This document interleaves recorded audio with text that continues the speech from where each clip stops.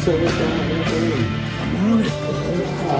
It's really easy. Hello and welcome to the Holy Hour podcast. It's the All Cure podcast for another glorious special edition brought to you for on the date of the recording that we'll be talking about, or show we'll be talking about, June 25th, Sunday night, Columbia, Maryland, just south of Baltimore, just north of Washington, D.C., the site of my very first concert ever as a wee little boy back in 1989, 88, maybe? 90, yeah. It's your history, man. Don't look at me. Fuck the history. Let's talk about tonight. Welcome, people. We are talking about the last show that I got to watch with these fine people, Chaz and Antonio. Welcome, fellas. We are in the hotel room recapping on the night of, which we all know is very dangerous, but we're going to do it anyway. Our brains are scrambled. Our feet are killing us. We're kind of buzzing. Sun poisoning. I might start crying again just thinking about everything. So emotions are going to be all over the place, but we figured, here we are, let's make this happen. So I hope everybody's buckled in and ready to recapture the magic that happened as we start to wind down the shows of a Lost World Tour by The Cure. Let's walk through it. What do you think? Where do we start? Let's go for a walk. Let's start with Antonio shirtless, and I'm sprawled out. Yeah, this is, you are, unfortunately, this is not a live video, or you guys would be so turned on right now. This Absolutely. is about us at our hottest right now. This is podcasting action. Three dad bods with achy feet. Yeah. I just smoked a blunt, and fucking Gavin and Antonio are drinking beers. We chugged our 2 cold beers, so now we got some kind of lukewarm beers on deck, and we'll see where it goes from there. Ate some burritos, but yeah, we had Taco Bell, which might be a good or bad decision. We'll find out. Post-show Taco Bell. Yeah, so I was going to say it kinds never of hurt craziness. anybody, but I'm sure it's right. Well, one of us can shit in the shower, and the other one can use the toilet at least. The other one's got to hold it. That's how it goes. And here to sleep in. We're partying down, so we might hear some thumps on the wall too, but we'll see what happens. But so let's see. We started off by leaving. Antonio drove down to Chaz's house in outside of Philly there. Yeah. So we traveled down together, pretty smooth sailing. Got to listen to some good tunes, get hyped and pumped up for the show. We got here and ate some hoagies. And parking was the questionable thing at Merriweather, which seemed to be kind of universal. Everybody was wondering, where the hell do we park for this show? Because apparently with your ticket, you were supposed to check your preferred parking on the way out, but they try to sell you so much extra crap with it. I just went past it, like I think a lot of people did. We parked at the mall, a little bit hesitant. Chaz's wife definitely hooked us up with some research that reassured that might be a good way to do it. Yeah. People parked all over the goddamn place. So for further reference, anybody, you're pretty much safe anywhere of the parking garages. Just park somewhere and walk over. Yeah. So it turned out. It seemed like when you're going to see AOR on the Goo Goo Dolls. Yeah, in a few weeks. Park wherever you want. Park wherever the fuck you want. Just. So like many things on the shows of a Lost World Tour, it turned out to not be as big of a problem as we thought it might be. But so definitely some stresses on the horizon. We walked through. We did a little stroll down to Merriweather into the trees. That's what you love about this venue. Yeah, we walked through the woods. It's an outdoor pavilion that's surrounded by trees. It has a cool little indoor vibe to it at times if you go on the right path. And very cool. As far as the pavilions go, it's always a favorite. We came through the woods and came up over a hill, and we were at a box office and an entrance. And we're like, oh, there's 10 people here maybe? Yeah, we did it. Yeah, this is it. We didn't get there crazy early, maybe like an hour. 3 o'clock, I think we got there. So 3 o'clock, the gates, or the parking lot was supposed to open at 4:30. The gates were until 5:30, so we thought it was absurdly early, but turned out other people have been sleeping at other entrances since 7 a.m. or something. So good on you, I guess, for doing that. We all still ended up in the same place pretty much. But But yeah, you gotta do what you gotta do, I guess. And we got there. They tried to do a little buddy system numbering, but that all went out the window real fucking fast when they lined us up. Yeah, it was kind of fucking bullshit. Yeah, it is what it is. Yeah. So I mean, I guess it was nice of somebody to try it, but yeah, it all just kind of fell apart real quick.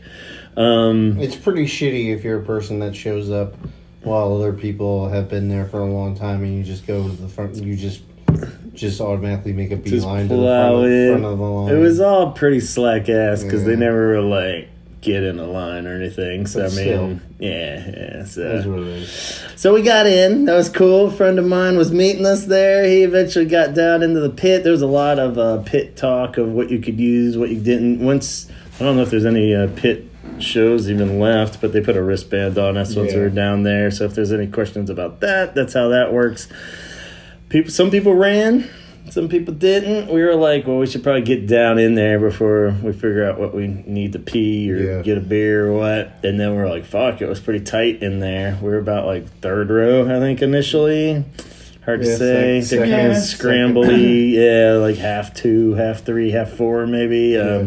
But everybody seemed pretty pleasant around us. We immediately made a Survivor-style pact with the girl in front of us that if we go piss, we'll hold the spot. If you go, we'll hold the spot. And then same kind of thing with the couple behind us. Like they had to go one at a time. As mutual respect of. Seems like that. Everybody was super nice. There was some weird person that sat down the whole time and then like took up like 3 spots like to be for people. You didn't see her? She was like right behind. She was right behind me, and I kept like bumping into her bag and her leg, and like, and somebody was just like, "Is anybody standing there?" And she was just like, "I am down here. I am. That's where my mom's gonna stand." And I was like, "All right, it's fucking ridiculous." That works too. I guess. Farted though, so I mean, it is what it is. I mean, I had to. Yeah. There was a thing hanging up in the sky that was real fucking hot. That was bothering everybody. It was real bright and it was horrible. It was like gross hot just walking into the goddamn place. Yeah. But once we were all down, squished together, that was one of the grossest feelings I've had in a long time. I was just feeling swamp crotch. We had just pounded on my face. It was so nasty. Yeah, I mean, we had a good amount of room around us, but you're still like kind of rubbing sweaty arms with the stranger next to you, and it's just a mutual like, this is gonna happen. Yeah, we're all probably still pumped full of COVID right now. Yeah. So it's good knowing you guys, but it was real fucking hot. I guess both. Right around when the Twilight Sad started, finally, that was like, once music fucking starts, it'll be fun. Yeah. Antonio saved the day early on. He was like, fuck this, I'm popping out to get a beard. Can't remember if that was before Twilight Sad or after. No, I think it was right after. Right after him? Yeah. So he like made it through. But we still didn't have, like, we still knew we had some time before the cure played. I was like, we have like 20 minutes, so I was like, that's going to be enough time for me to get 2 beers. Yeah, so that was cool. Did you have any trouble getting back in and stuff? Or? No, not at all. But they saw the wristband, they let us down. And, cool. And then we ran into the weird, like, 15 minutes before the cure went on, they changed our wristband. Like, they must have messed up. Anybody hear any? Yeah, I don't know. The dude in front of me was thinking because they fall off easy, but mine's still on. No, I don't think that was. Maybe somebody was bootlegging them. They found a bootleg or something. He was like, "I got a fake smiley one." They're like, switch to the chili pepper. The fucking lady that was sitting down, she didn't even get up to get another one. She just sat there and put her arm up. Like she bring it to me. Oh my god. Anyway, bring me the bracelet. If you're somehow hearing this, we will hear your side too. So call us up. I get it. I get it. My feet hurt too. My side is I wanted to fucking sit down, so I sat down. Fair enough. So they switched to the chili pepper. That didn't really seem to impact us at all, but. So Twilight Sad came out. Again, I'm a bigger fan now, officially, of seeing them in the arena with the lights and shit. Yeah. But it was cool just because we were so goddamn close up. And I think the drummer we were talking about it made a huge difference. It's so much more lively and aggressive live. He angry kills it. Yeah, seeing the singer's facial expressions and stuff up close again. I was like, I forgot about how intense this dude is. Well, he stopped being Ian Curtis and kind of like does his own thing now. His energy he's like Yeah, he's like angry Tai Chi or something. I don't know what's going on, but there's a lot of like. But then it'll smile real big at the end, so it's very loving energy, force fields being destroyed. Into it. Yeah, he's into it and he commits. I respect that. Yeah, so that was cool, and they definitely played a good set, long but not too long, and gave them what they wanted. Yeah. So then, luckily, we all just like stopped sweating, and the Cure finally came out. It was still bright, but it felt like you could see, it was starting. The sun was starting to go down, so it wasn't a big of a deal as I thought. Oh, you had mentioned the fucking sun blasting through. Yeah, I totally had forgotten about that till now. You said, "Oh, make sure we prepare mentally or something," like because you got blasted last time, right? I was like, we should stand all the way to the right where Simon is, not just because I want to stand in front of him, but because we could turn and look that way because the sun was blasted in. Shit. Last time I saw me into the. I thought you were just all horny for Simon. Well, I am. But I was like, we could be here in between them. But I totally forgot about that. Fucking armadillo in his fucking trousers. So that sun was just peeking right through there and blasting us in the face. But so the Cure finally did come out, and Alone was cool because we got to see. Wait! Hold on! Am I going too fast? Back it up a second. Time out. All right. What am I missing? Robert was walking back and forth on the stage, and I had my shirt. Oh yeah, I wasn't gonna skip that. Oh, okay. You tell it though. You tell it. It was before Alone started. Well, they had started. He just hadn't started singing yet. Oh, okay. So, and then I was like waving it, and he like looked at me. And he was just like, yeah. Gave the nod, go ahead, toss it up. What do you got? Give me presents. And this guy over here, like Snoop Dogg throwing a baseball. First pitch. Listen, it opened up when I threw it and like landed in front of him, but he picked it up and got it. Bent over and you make me bends over. Yeah.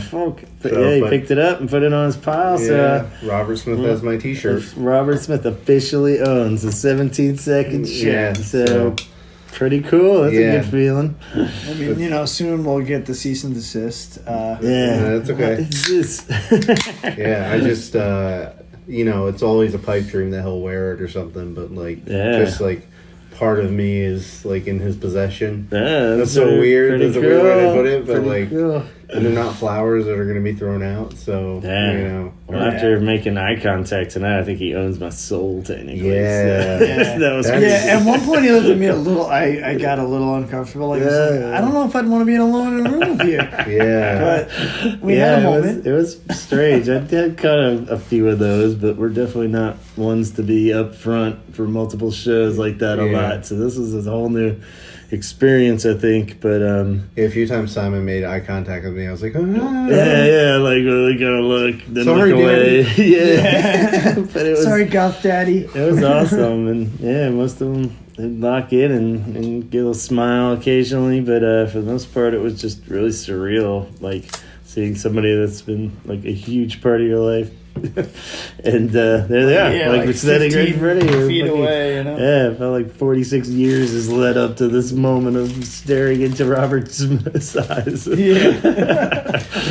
Well, one of the coolest things about where we stood is that everybody in front of us was like really short. Yeah, we liked that. It was short. Like, there was nobody that was up to my. I almost screwed up when we were walking over. Antonio pulled me aside. I was like, nope.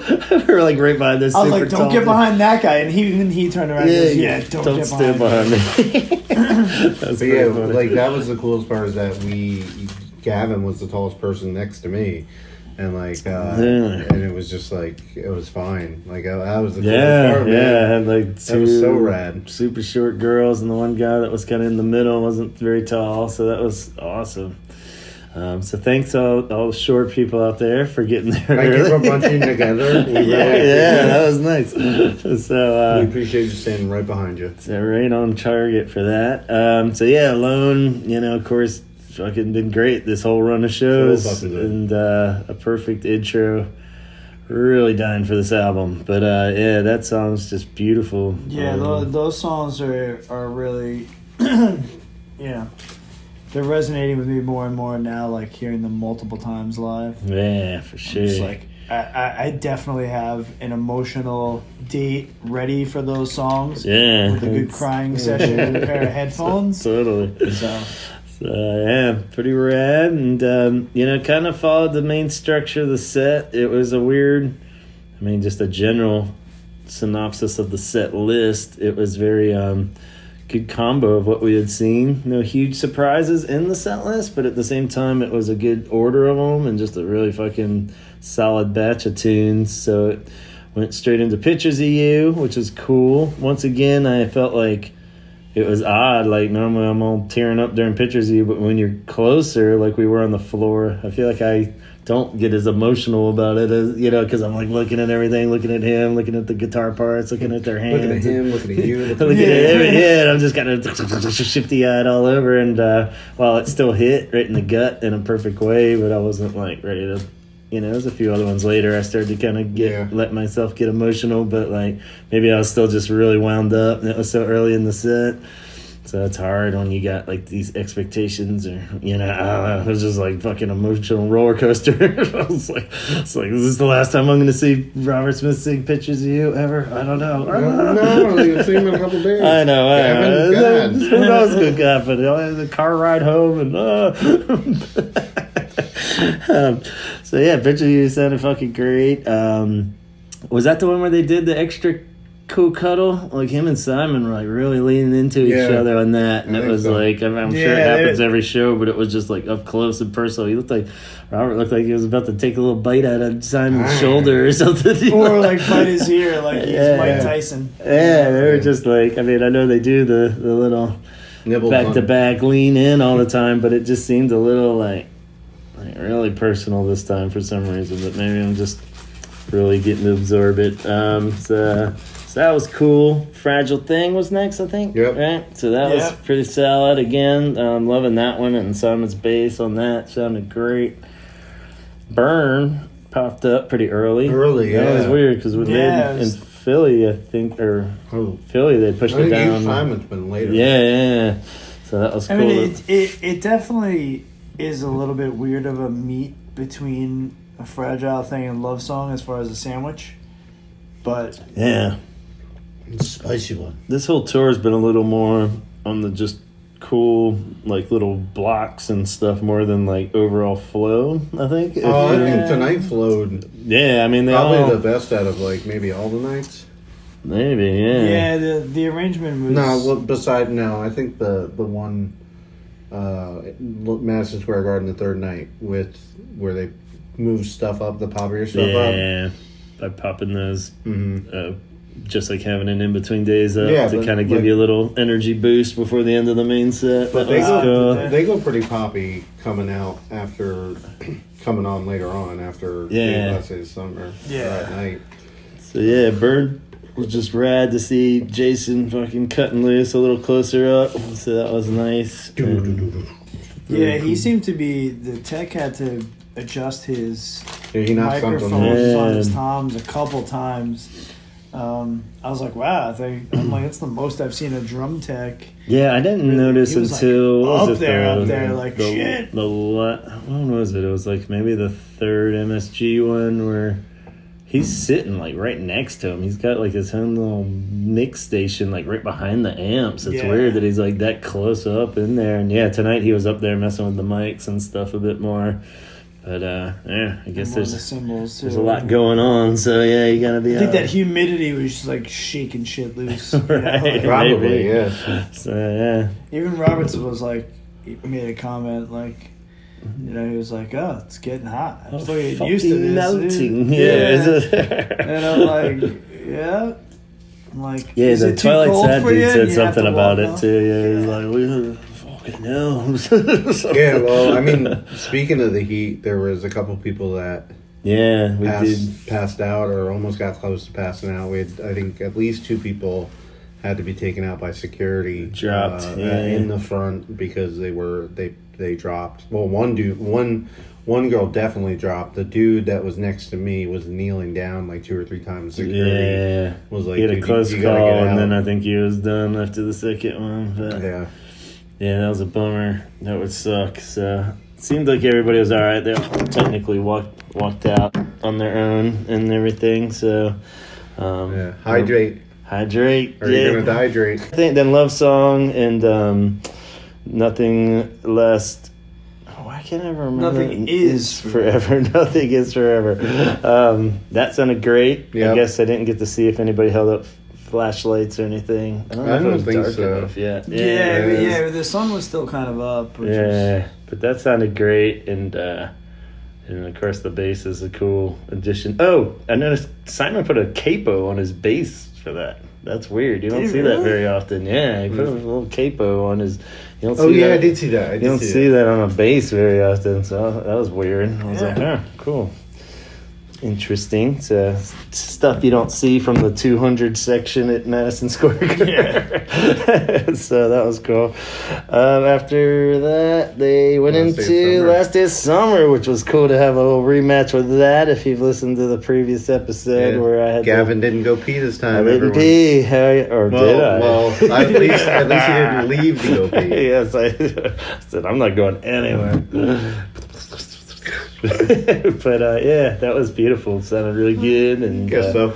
That was it was a good. I live streamed it for everyone. Yeah. Although it is the first days of summer this week. Yeah, so not very definitely wasn't cold out. Appropriate. Yeah, never felt so cold. Yeah, never. He did smile a little when he said it. Yeah, that was kind of Yeah. cute when he was just like, you could tell he was thinking there's nothing cold about Yeah. what's going on right now. Nothing. And then we go into like a giant meat sandwich of great songs. Yeah. Fuck yeah. At Night followed it up, which was cool to have that earlier. I guess we'd only caught that as the like kind of middle first encore song. And that's when we lost the first dude. So I remember that got a little distracted. We're like, did somebody die? What's going on? No. So luckily it was okay. And At Night was still cool. Yeah, it was just making people drop. Not in the fun kind of way. Yeah, I heard that happen at Beatles concerts back in the day, but not like anymore. That's what it was. He was just like, oh, this is so beautiful. So I love you. So that was cool. At Night, and then we got A Night. A Night Like This, which has sounded fucking stellar. All 5 shows have we gone through at this point? Just mixed and matched collectively 5 solos. Reeves' solo still sounds awesome. It's I would definitely say it's a standout song, I think, on the set from a performance standpoint. It really like all 3 nights for me. It's just like he goes in on it, and there's a lot of like passion behind that. Yeah. Cool. And it's weird because it's one that we talked about where he does change like the opening melody a little bit to take it where he's not so high right off the bat. Yeah. He kind of knocks it down a little bit, but at this point he owns it, so it's kind of like, it always sounds like that. It's kind of fun because everybody in the crowd sings it the other way too, so it's almost like we're singing like a harmony over his lower voice, so it's kind of cool. I like that. But it does create that kind of there's a couple other ones like that too, or In Between Days. I think he kind of is bumping a few things down, but everybody else is singing it like the other part, so it meshes well together. So that's cool. What do we got from there? We that's Push. When we went to Push. That was sounding good again. Nothing weird sounding there. And Play for Today. So we had those two back to back. I've been saying from the start are good. Everybody did good with the chanting along, especially with Play for Today. Yeah, definitely. Push one's a little hard one to do because you can do the opening kind of go, go, go, but then you can't be like when it starts getting a little more melodic and people kind of drop out. But or just singing over the whole first part would be kind of goofy. So Play for Today, though, everybody was fucking belting it out. Yeah. Roger seemed to be digging that too. He was like, they're all singing my keyboard. They're like, that's right, yeah. So that's cool. And then a very early Forest, like how they had been doing, where it's always a little weird, but we're starting to get more and more used to that with a Forest kind of kicking off the ending portion of the main set. So Forest has just been solid all the way through too. Again, Reeves disappeared for that one. I don't know. Yeah. He was just like, I'm good.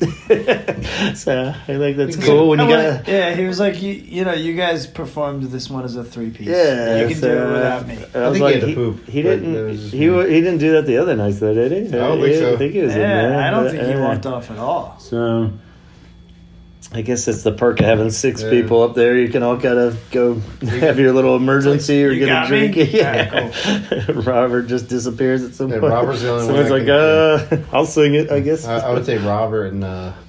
Well, even Simon went behind the drums and amps at one point because I'm hearing him and I don't see him. Later on. And then I saw his head floating around. Went up and jammed behind Jason for a while there. That was cool.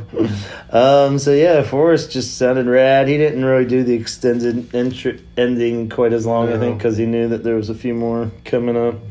But is it still like an Iron Maiden riff or something? Yeah, He's been going into. It was cited that at one point, but I don't know my Maiden riffs very well. So he's going into something when it ends and he's not doing the full-on longer drop the bass and walk off the stage. It's just he'll go into this riff, and that sounds cool. Into Shake Dog Shake, which sounded great again. I don't really remember anything too crazy or out of the ordinary for that. Edge of Deep Green Sea as well. That was sounding great with that solo and just, I don't know, that one's just super powerful into end song in particular. Yeah, so 2 kind of epic songs back to back is a cool finale. Well, the couple that was standing next to us, the lady's favorite Cure song was Edge of Deep Green Sea, and she was so hyped. So when I started playing, I felt so happy. She was like, my her. song, my song, my Yeah, song. she was so happy for her. That's always She cool. was like, I didn't know if we were going to play it. And I was like, hell yeah. Yeah, that's nice. I love when that happens. And crushed it. Very cool. And then, wrapped it up with end song. Yep, I ducked out right after Edge of a Deep Green Sea and went up and went pee. Got Cokes for 2 Cokes and then came back in and fought my way back up to the front. Did you ever run into any trouble? It was just... Everyone's like, what the hell? Going across it wasn't bad. It was just coming back in. Where I'm just like, excuse me. Everyone's like, you gotta just be like, rolling like a freight train. Well, Antonio helped me out because he saw me like 20 feet back, and he went like this, and I went like this, and like held up the soda, and so a couple of people would turn around and see where they start getting ready to move. It definitely helps when people is like, well, at least he's going back up to his friend. You always got to make yourself as memorable as possible leaving. Well, I'm that guy. Well, I'll be back. How you doing? Well, when I walked out, I was just like, remember me, and it was like, no, they didn't. So I think I'm like, well, we remember you. People. We don't care. You're trying to get back. Fuck you up in the front. Fucking hate you. Fucking asshole. So that's pretty cool. I made it right back in time. Yeah. Did he start singing yet? Do you remember if he had started? Cause I made it back right at the end of the last song. The end song. Yeah. Yeah. I did notice on that one too how cool it is that they're all playing that little descending riff, the little one it's all doing the drum part, it goes the little like Robert's got the 6-string bass and Reeves is rocking it out and Perry's even plucking that out. Going it looks like he's fucking something that and it's matching that. So that's kind of rad if it's all like 3 fucking going. So maybe that is that cool extra layer that we're not fully appreciating maybe, but pretty cool. Yeah, that song is becoming everyone's favorite. I think it's gonna be so cool on the record. I think, and just layered so well, and then even the wah wah worked into it. Hasn't so much. I think last time we talked, there's so many little elements of other Cure sounding, but I don't think we mentioned the wah wah because that's kind of funny. Anytime that you can work a wah wah back into a Cure song is cool. So then into the encore 1. That's when we lost our second person, the gal off to the side. Wasn't feeling so good right before that, but then they eventually got her out like right at the start of I Can Never Say Goodbye, but it was a little awkward because I think Robert didn't register. Nobody saw Roger. Roger came out from the kind of. He's like, "What's going on?" And then the music started, and he turned around. He's just like, "I can't. I gotta play. I don't know. I gotta go back." So yeah, he was ready to get down there and put ice packs on her or something. Well, I think he was kind of like, he was saying we should hold off. He was like, "Well, I want to say goodbye, even though this song is I can never say goodbye. Like, if you're gonna leave." Robert was just like on the track at that point, so he was like, "Fuck it, we're playing." So yeah, that sounded beautiful as always, and definitely becoming a fast favorite again. And we got the which night was this where they did the Prayers for Rain? Was that their second night at MSG? Yeah. So it was kind of I think so. They skipped the I Can Never Say Goodbye. The one with the flame. It Can Never Be the Same. Just had a brain fart. Yeah, It Can Never Be the Same. We got Want instead, so that was cool, which is always good to hear Want. And then we did the longer Disintegration outro of Plain Song, Prayers for Rain. Plain Song, Prayers for Rain, Disintegration. Yeah, and, hearing those three meant to be. That was really fucking cool. I can't really express like how hard it's just. Man, because that's been a highlight of the whole batch, and then seeing it up close and personal for Plain Song and Disintegration, and then throwing Prayers for Rain in there too is just like the visual on that is fucking cool, and being all hot and dry, that seems like appropriate. But yeah, Plain Song was beautiful up close, and Disintegration just hit right in the nuts. Disintegration, he did flub a little bit of the lyrics like people have been saying in previous shows, but he handled it as a pro as always. He kind of came up with something. He was just kind of scatting a little for a second there, but then righted the ship and got right back in. Yeah, he was scatting for quite a while, Gavin. Was it? I thought it was quite a while. It was like half a verse. Because I was singing it, and I was just like, what the fuck is going on? Then I thought I was singing it wrong, and then I realized, I was like, you don't remember that part where he's like, but he had kind of a smile on his face too, so he knew it was coming. But yeah, he got it back on track though, so it didn't end on a weird note or anything, so it was cool, and sounded pretty rad. And they were just kind of locked down, so that was cool that the band can keep just rolling they with kept it. rolling with it. I'm sure it's not the first time it's happened. Yeah. And I mean, that song is so wordy. Yeah. It makes a lot of sense. Yeah. But, yeah. Sure. Then we got the pop encore, and that was pretty straightforward. We had Lullaby as they came out and was sounding good. Then we got the surprise one of like, was it going to be 6 different ways? Or we doing mystery wish song? Because we got that clue of a which turned out to be nothing. But Victor had gotten there early and saw that they were testing out the visuals, and it was like the eye from pretty sure it was Wish. Trust. Yeah, so they were trying something out. We thought that they were going to play like a deep cut off a Wish that they hadn't done before or something. And Victor fucking said Wendy Time. Yeah, I threw the Wendy Time curse. So maybe Atlanta, if you're listening, maybe they're prepping it for Atlanta to get a little Wendy Time in. Or hopefully Trust for everybody somewhat coming up. But Fascination Street ended up being which they haven't put that in the pop encore the whole tour. So that was the first time. I thought it was Never Enough at first. Yeah, because I didn't realize the backdrop was like. I didn't realize it was because they started the feedback in, and I was all like, Fascination Street, and then I saw the lights. And I was like, oh yeah, it looks like the blurry street light thing. But it did have like with the feedback. I was like, yeah, this could be a weirder. Yeah, it's definitely more rocking than like 6 different ways or doing the Unstuck or something. So I was like, what the fuck? My heart sank for about 2 seconds, and then it was as soon as Simon hit that bass, I was like, oh my god. Yeah, it was like because I was like, could it? No, that's not. Yes. Yeah. So that was cool. Started moving a little bit more. It did seem a little muddy. I'd heard reports of that, where it seemed like all the layers were kind of condensed on top of each other a little more than normal. I don't know, like because there was a little bit of a because I saw Roger was even kind of looking over for like cues of when to go to the next, like from the kind of thing versus I didn't.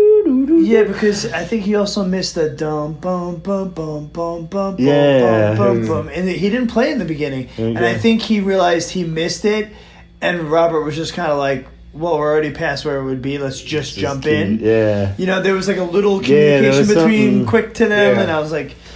Because that it wouldn't have been as noticeable if I didn't just spend so much time recording a cover of it and it's coming out soon. So I was like, where is it? In Fascination Street for a little while there, so keep your ears peeled for that. But that's funny because it was almost like there was all the cool little parts were a little more piled onto each other at the same time, but still sound fucking rad and dirtier, if anything, which was kind of cool because it was like kind of rocking out, dirty version. And Into the Walk, which has been a consistently surprising sleeper hit. I'm like, wow, I'm really fucking digging this. So again, rocking it a little bit more than I thought. What's the footnote under Friday I'm in Love on set list? Well, Robert said, this is another new one. And then went into Friday I'm in Love. And then he played Sunday. But so they actually put a footnote of that? They put a footnote that says introduced as another new song. Oh, he's been doing that all the time. I was like, he's doing that because he's going to sing the Sunday part. Because like he did on Tuesday and on Wednesday. And, I'm like... Yeah, it's a stupid footnote. But oh, well. Friday I'm in Love, though, was solid. Sounds good. Always fun. Awesome backdrop video. And then, you got pretty much the standard late version of the tour for the encore, Close to Me, with Why Can't I Be You, man. That thing got debuted and stuck in there. I think it stayed in there. Maybe that one night, they swapped it out for Doing the Unstuck at one of the Madison Square Garden ones. But otherwise, he loves playing that song. So... it is fun. He gets around and why can't I break you? In Between Days, Just Like Heaven, Boys Don't Cry, all those are always flawless. Like I said, the only thing that stood out in my mind was how cool it is. Everyone's singing along to In Between Days. People are starting to do the kind of play for today on the keyboard riff of that too. So that's kind of cool. And Just Like Heaven's always flawless. Boys Don't Cry sounds good. Wrapped up pretty solid. And Roger gave his tambourine to the girl he had been smiling at all night. Not to get Roger in trouble or anything, but I don't know, maybe he knows her.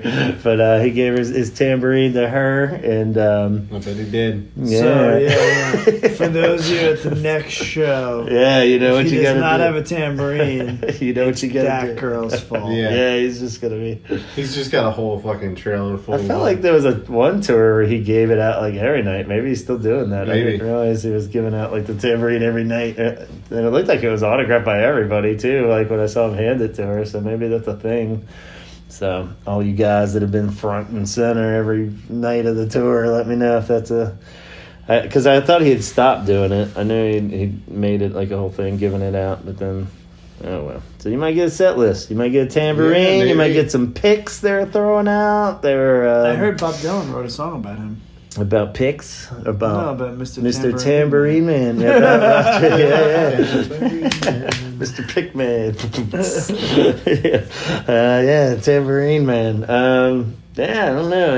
In hindsight of anything that wrapped it up there, it was just fucking crazy to process, being that close up. It's cool. I hope if it happened more than once, I would never take it for granted. And I mean, you know what? My feet hurt, but it was hot.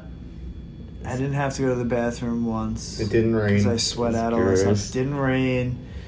We didn't have to fight anyone. Yeah, everybody was chill for the most part. Yeah, everyone was real good and energetic. They were into the show and singing along and bopping around. Not too many dumb phone shit. Everybody was. I couldn't tell. I mean, we're so. I kept kind of turning one row in front of us looking and stuff. But everybody was on their feet. Yeah. There was nobody sitting. Yeah, you can't sit in the front, I guess. But they weren't like overdoing phone stuff either. And they were respectful, not sticking it. But like you said, it's only like 2 rows worth of people. Yeah. So well, I mean, everyone's definitely going to care up there. So. It didn't seem like it when I was going to the bathroom during end song. Yeah. I did run. I told you guys I ran into somebody that had my Betty Boop shirt. That was really cool. She didn't know I made it. She bought it off of Depop. Cool. But she said, she thanked me for making it and said like it was one of her favorite shirts, and she gets compliments about it all the time. So that was really awesome. Yeah. Yeah. So. Yeah, a lot of cool. We met somebody. Crossovers. I'm terrible with names. I'm so sorry. The lady next to you? Yeah, I didn't catch her name either, but I talked to the other dude next to you for a while that was nice too. Yeah. Scottish guy that was. Oh yeah, cool. Right, yeah. And and the girl was cool next to me, but I didn't really talk to her much. Two of my friends, it sounded like Matt had a good time, so maybe we'll try to track him down and see what his official theory is. Matt was on earlier episodes of the Holy Hour way back when, old friend of Donald and I's, so that was cool to see him for a split second, and he later joined back down in the pit there, but he made his way back down, said he had a blast, made it home safe. His kid was up on the lawn too, so it's always nice when the kids give a glowing review too. And had an old friend from high school that I was hoping to cross paths with, but I didn't see him, so I'll have to just message and see what his thoughts were. But that was cool that Derek was there. So if somehow Derek's hearing that, I'm glad that he made it, because I remember running track with Derek and listening to The Cure way back then when Wish was out even. I remember he was a big fan of Wish when it came out too. So very cool. Your friend Tim did you ever hear? I saw them. My friend Tim and then his other friend Tim came down, and I saw them. They were over a little bit further to the right of us, and I just waved, just because be kind of shitty if I was like, come here, guys. Fuck everyone else. It's like, it was packed in there. I thought initially that it was like not going to be too packed because they were just selling like whatever seat would have been there.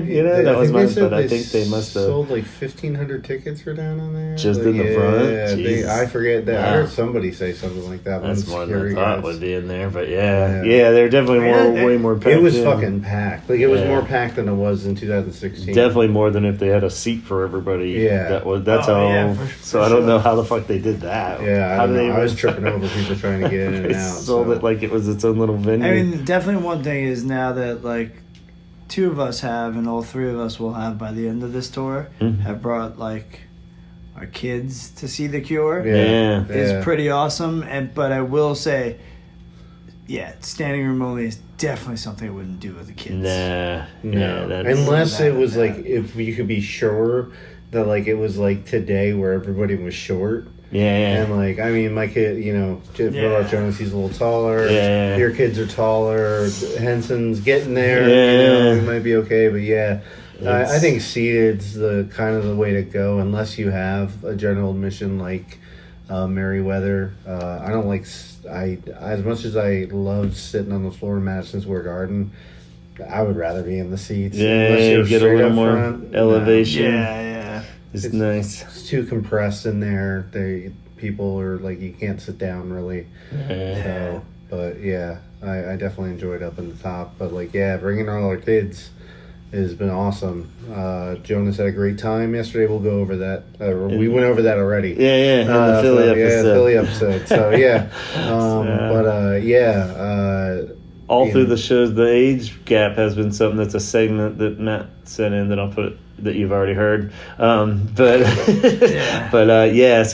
something we have seen through all these shows is a cool, just generational, everyone from little kids to, the people our age, the younger, older. So everyone's just all over the map as far as age gaps, which is pretty rad. I don't think there's too many bands that could pull that off. And the younger kids definitely seem to be legit into it too. There's definitely some teenagers there next to us, or 20-year-olds that were real young. Yeah, exactly. And just into it as much as the geezers. So it was good. So good on everybody.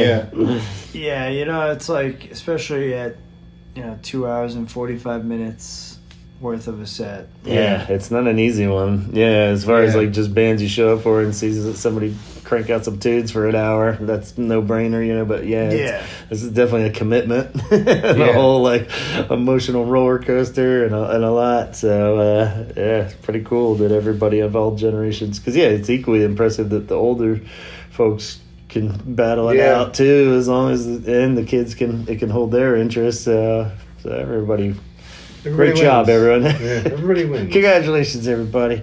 So we'll probably wrap with that, unless we had any other final thoughts, because we're fading here. And no, this is just one of the best weeks I've had probably in my life. I mean, say that amazing. Legitimately. It's I agree, and I can't thank you guys enough for being awesome travel buddies. There's no way I would have done this solo. So people traveling around on their own, you know. I guess big shout out to our buddy Victor. He's been doing it. I think he's how you do it. It's cool. He's made friends with a ton of people, so I'm sure he doesn't feel like it's alone. But just being braving it to be, I don't think I would be that brave to just fucking show up in the Midwest and be like, "Yep, I'm doing it." Yeah. So it's been awesome. Yeah, pounding but, around with you guys. Like, this, one band, 3 guys from separate parts of the U.S. and here we are in a hotel room recording episodes of a podcast. Best of buds now. Like it's this band is really brought together, like, and then just everybody we've been meeting and seeing from social media has been like really awesome. So we thank you guys. Like, we're doing this because you guys give a shit too. And that's what makes it even better. Hopefully we've gained some listeners this week. That would be cool because we met a ton of people. So anybody new, welcome. Thank you.